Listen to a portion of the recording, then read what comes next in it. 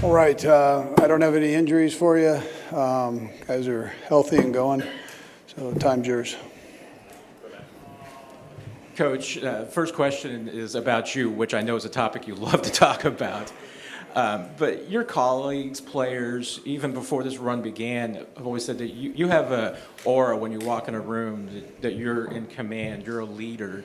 What is it about you that gives them that impression, and how did you develop and hone that? Yeah, that's a tough question, Matt. I don't take that lightly for people to say that, first of all, but I've been put in leadership positions from the time I was younger as team captains and all that stuff, so I've been very fortunate that way. Don't know where it comes from, probably the way I was raised. So I don't have a very good answer for you. Coach, Danny Limon from Fox Sports. A couple of days ago, I had the opportunity to be with Brett Favre and talk to him, and he speaks highly of you. He told me that he doesn't bet, but that if he would bet for the Chiefs because they have you as a head coach. We know all about your history with the Philadelphia Eagles, but could you tell us a little bit more about being with Brett Favre at the Green Bay Packers? Yeah, so it was a great experience. I was there 7 years at Green Bay. Phenomenal organization, great people. I was around great players, Brett being one of them for sure. I felt like when we were together, he'd go down as one of the all-time greats to play his position, and he's done that. He finished up his career that way.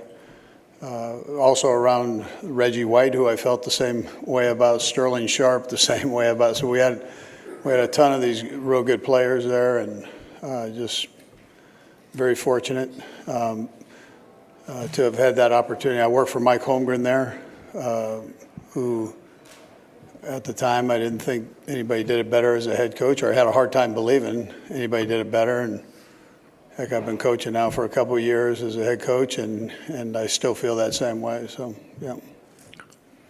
Coach, sorry to make this a trip down memory lane, but when it comes to your time in Green Bay under Mike in that staff and being in Super Bowls, what experiences kind of informed you as you became a head coach later on in your career, and what do you think about Mike's candidacy for the Hall of Fame? Yeah, I mean, I would vote for him for sure. He would be well deserved to be in there. Brett's in there, Ron Wolf's in there, so you get the third part of that group that had such a big influence on the success there is Mike Holmgren. So things changed when he came there, and I thought, every year we were there, we were competitive. Went to a couple Super Bowls. So I think what I took from him was I thought he was a tremendous leader. I thought he was a brilliant guy offensively, but he also had a good feel for both sides of the ball. He understood how important special teams was. I love the way he handled the players. He was tough enough on them, but on the other hand, he cared about them as guys. So, yeah. Good morning, Andy. Curious how practice went yesterday, but also how practice maybe this week differs from the regular season, and that you've already installed the game plan. Yeah, Adam. So practice went good yesterday.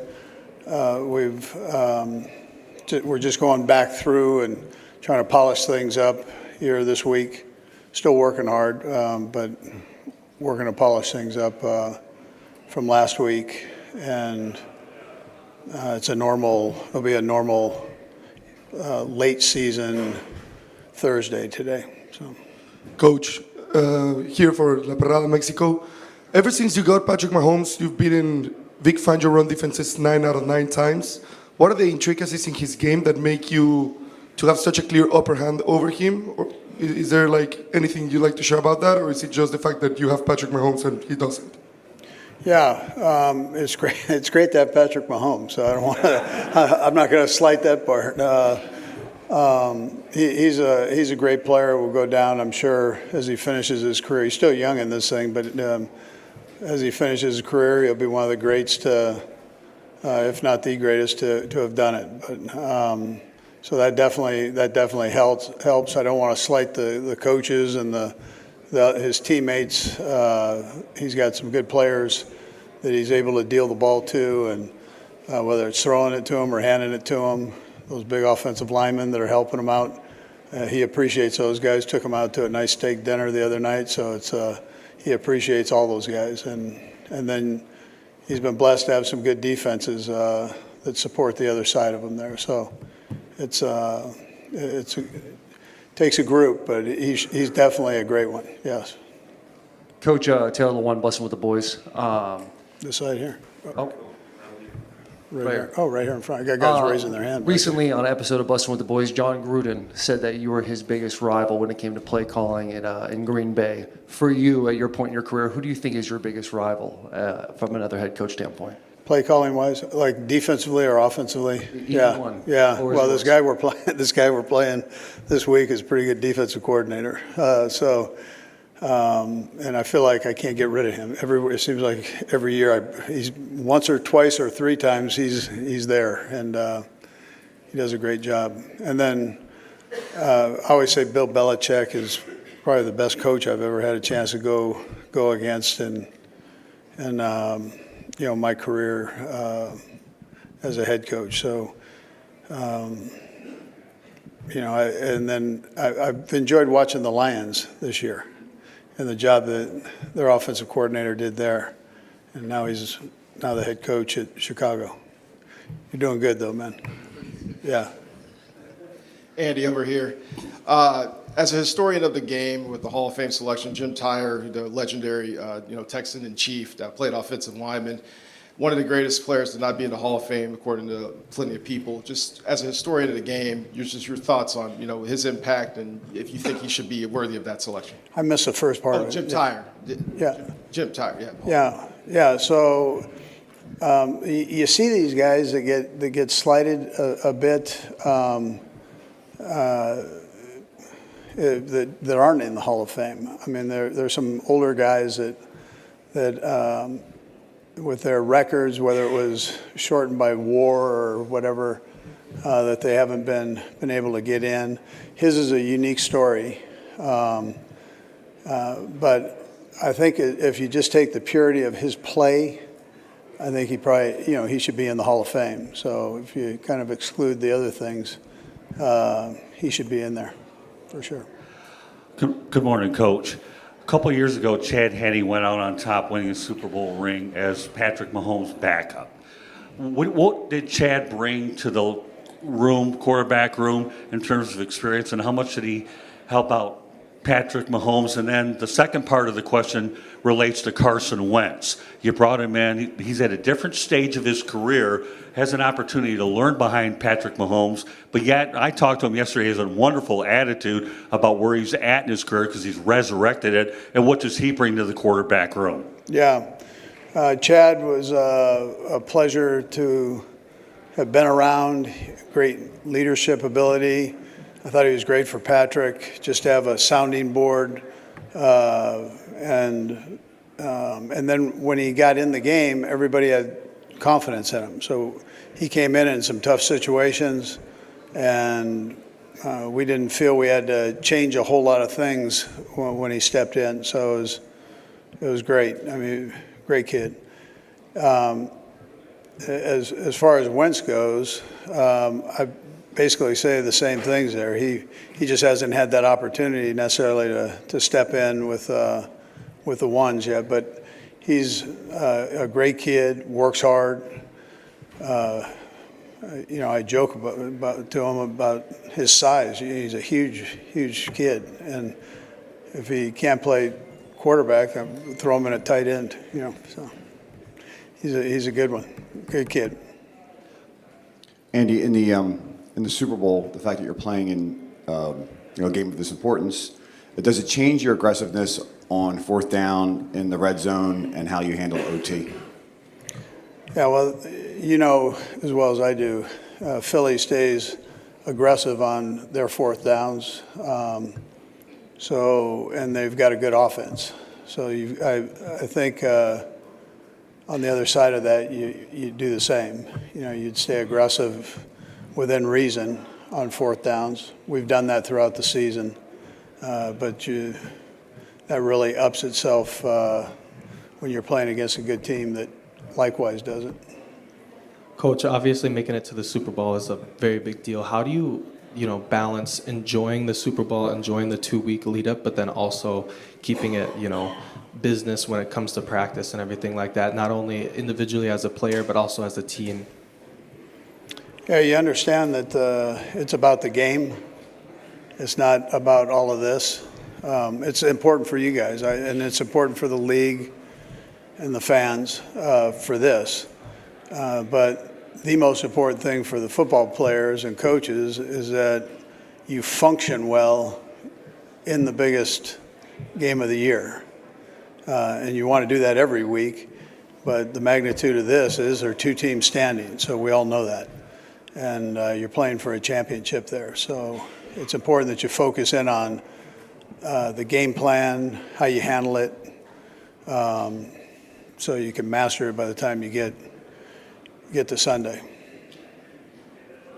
Coach, right here. Over the years, the speedster / deep threat wide receiver has been an integral part of your offense, from Tyreek to McColl and now Xavier and Hollywood.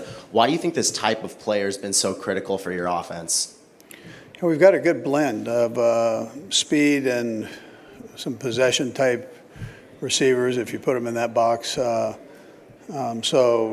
then they all complement each other. So to have those guys around Kels, it helps Kels's game. To have DeAndre, Juju, those guys help, and Watson, they help the speed guys too. The speed guys help them. So it's different pitches, if you look at it this way, different pitches that you can throw at a defense. And it allows you to get a little deeper down the field and stretch it vertically there. Coach, what have been some of your expectations and goals for the players in practice this week? Some specific ones. Yeah, well, the main one is just to go back and make sure we polish up the game plan. And sometimes you can get caught up in, when you're back home, hey, listen, we have another week to get ready. Well, no, that's not where we're at. So right now it's Thursday before the game, and you got to up the concentration level and make sure that you keep things fine-tuned here. Hi, Coach. You mentioned the Mahomes' O-line appreciation. Can you speak to Jawann Taylor's role as a blocker and a motivator for this offense? Yeah. First of all, he's a great kid. He's been a solid guy for us throughout his couple years with us. Works his tail off, doesn't say much, pretty quiet guy, but loves to play the game, man's man type deal. So he's a good one to have. Coach Ryan Lavardi, WSU St. Bonaventure. Has the first week of February been marked on the calendar for months now? Yeah, you don't look ahead, in this thing. You got to take care of business every week because of the parity in this league. So we just try to take it literally week by week. I mean, coaches stand up and tell you that, but in this league, the way it's wired right now, you've got to make sure you do that, or you're not able to stand here. And has the week felt any different than the last few? Well, yeah, I haven't had to do this every day, at the other ones. Couple more, guys. Andy, there's been a lot of noise about officiating and how your team is officiated. I know you're not worried about that, but does it concern you at all that could seep into how this game is officiated, and maybe they overcorrect and say, we can't give the Chiefs a call with 2 minutes left in the game because that's going to be the story Monday morning? Yeah, listen, I don't think the officials care about what's said. They're doing their job, and they're doing it to the best of their ability, and they don't favor one side or the other. I mean, that's not how this thing goes. It's a good story. but that's not reality of how it works. I mean, you'd be insulting them to think that that's what they do. So they go out and they call it like they see it. There's some, as a coach, there's some I sit there and I go, yeah, I don't agree with. There's some I agree with. You know, I mean, that's how it goes. But it does make for a good story. Yeah. Last one. Coach, hi, over here. Nick Antonakis, WBN Sports in Boston. Very historic chance this Sunday at a three-peat, but not a lot of people talk about the journey to get there. Do you have a specific moment in mind over these past 3 seasons that define your journey so far to the chance at a three-peat this Sunday? No, I would probably tell you no. I mean, it's a conglomeration of all of the hard work that the guys have put in, you know, and whether it's coaches and players. I mean, the guys, there's so much time and effort that goes into each game. You know, I'd equate it to studying for finals where you just completely exhaust it that week, mentally, physically, to get yourself ready, and then you go out and you cut it loose. And so they do that 17 times out of the year, 18, 19, 20 if you're lucky. So, but I wouldn't say it's one thing that jumps out at me. I'd just say it's that whole body of work of, you know, 3 years of work in this league is it's like dog years, you know. So it's there's a lot that goes into it. Thanks, Coach. All right, good. Thank you. Thanks, Coach.